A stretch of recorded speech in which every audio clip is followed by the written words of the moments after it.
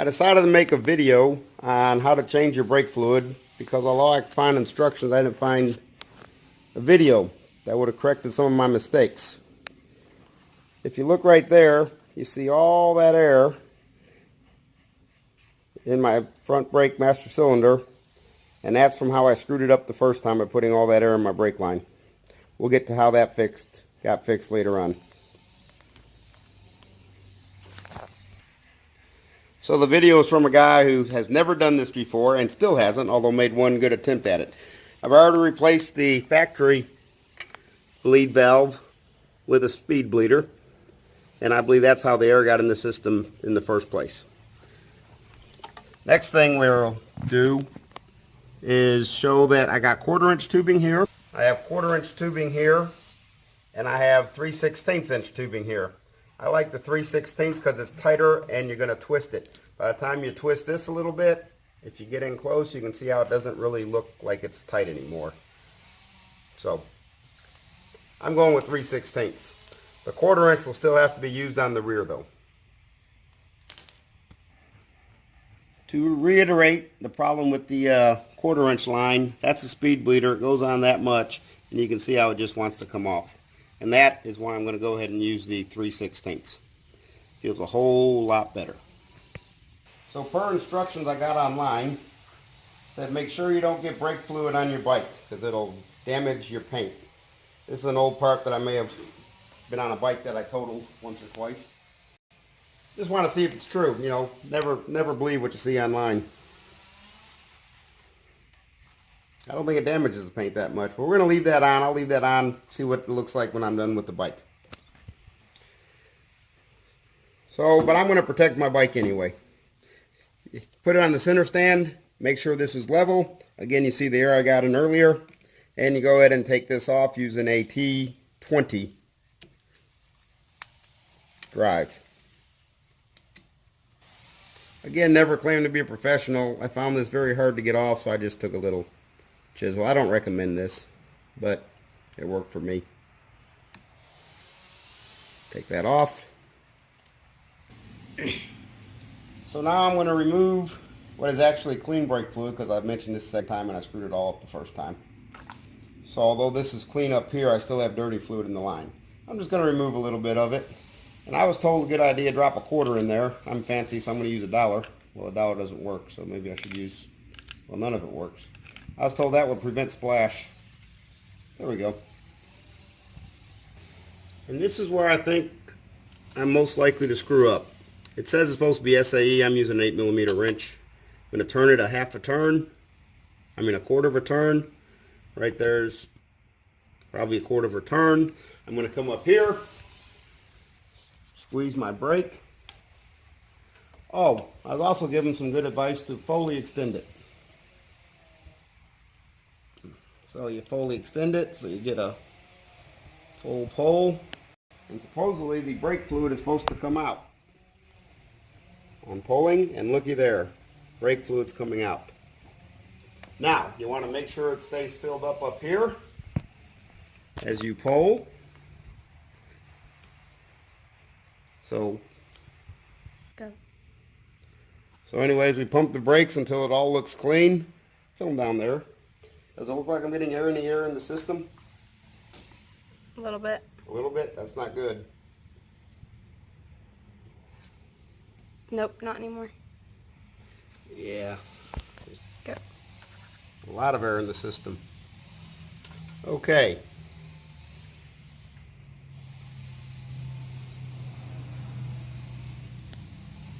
And that's what I did wrong the first time.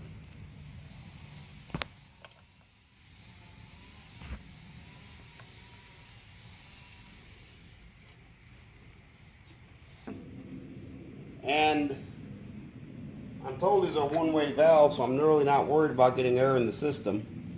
So I'm just going to keep adding. With the speed bleeders, they're one-way valves. Don't use this method if you don't have speed bleeders. Add a little bit more oil. How's it looking down there? Good. Come on back up here. See, with every pull, it adds more fluid, which I can only assume is a good thing.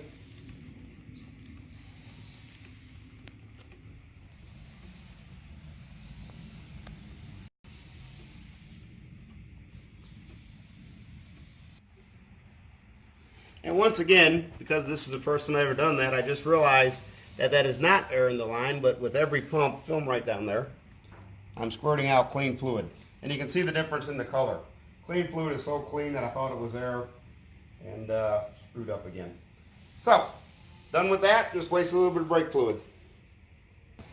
So now we just close the speed bleeder back down.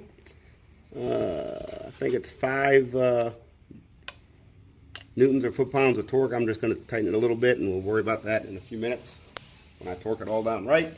Come back up to the top, fill this up to the max. Take out your quarters, which apparently weren't needed because it didn't splash because I didn't have any air in my lines. That's a good thing. So much better than my attempts yesterday. Place this back on. Let me show you this.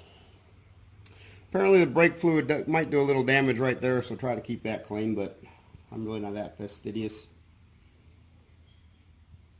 Put this back on. There we go. Pause. Just for a second. And using my T20, tighten these down. Again, the torques will be in the written part of the article. I'm not certain what the torque is on these puppies. And I just realized I got ahead of myself because I still got to do the other side. So now I'm taking this back off. Here's the part I screwed up and why this has taken 2 days. I'm going to replace the left bleed with a speed bleeder. Keep in mind the left side is a different size than the right side. It has different threads. Take it off using a 10 millimeter.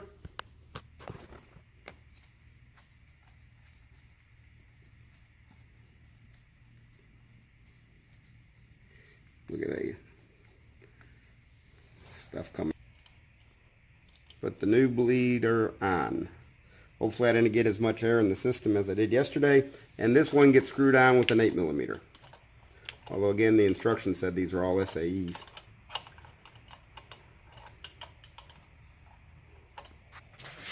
So I just put that on, and again, I'm not very nitnoid, so I'm not torquing it since I'm about to loosen it up anyway. Okay. Putting my 3/16 clear tubing on it.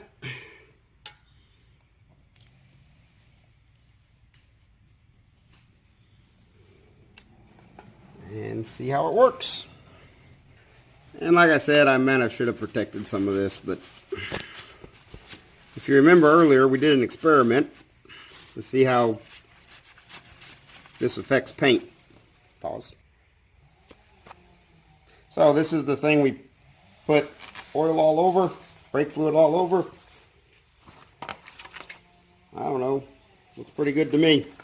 So the myth that brake fluid will remove all the paint off your motorcycle is a myth. Right. Little thing I just realized, I should have taken this little cap off the old bleeder and put it under my speed bleeder. But the speed bleeder does come with a zone cap, but I kind of like this being connected. Maybe on the rear I'll remember to do this. So I'm going to go ahead and start bleeding, and I just realized I forgot to loosen the speed bleeder up. So I'm going to loosen it up a quarter of a turn, and the way I could tell that I didn't loosen it up was there was a lot of pressure in the brake. So that looks like about a quarter turn to me. I'm going to have my assistant tell me how that's looking over there while she's trying to film. Come on back up here. Notice this is just getting lower. God, this is easy. I love one-way valves. Back over there. And is it clear or is it colored? Clear. It's clear? It just came out of this. Hold on. It looks pretty clear.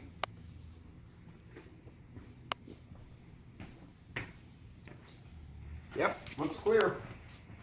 So if you remember, I said something to the effect that how good I screwed this up the other day. So much so that usually you need 1 can for both the front and the back. I'm in the 1 can and I ain't even done with the front yet. But I guess with all the air that I put in the lines, I bled them. So once again, I just fill it up to max. Looks like max to me. And we'll start on the rear brakes in a minute. When you're using an old blanket for protection, and you have an old dog, you'll have dog hair, old dog hairs, on here, so make sure you clean this off before you put it back on. That's good.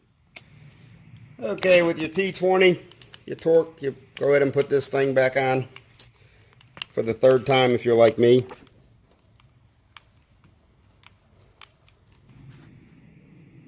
So I decided to squeeze my brakes and realize something's wrong. I'm getting air in them. Before you put your lid back on, tighten that back down. Tighten your speed bleeder back down. Nicole, have you seen my wrench? It's in your hand. No, I need a smaller one. Where the hell did it go? We're going to tighten this up to the right torque specification. Oop, wrong way. Make sure I go the right way. Bloop. Bloop. That feels like about the right torque right there. Hold on. Have you seen my wrench for this? Nope. Really?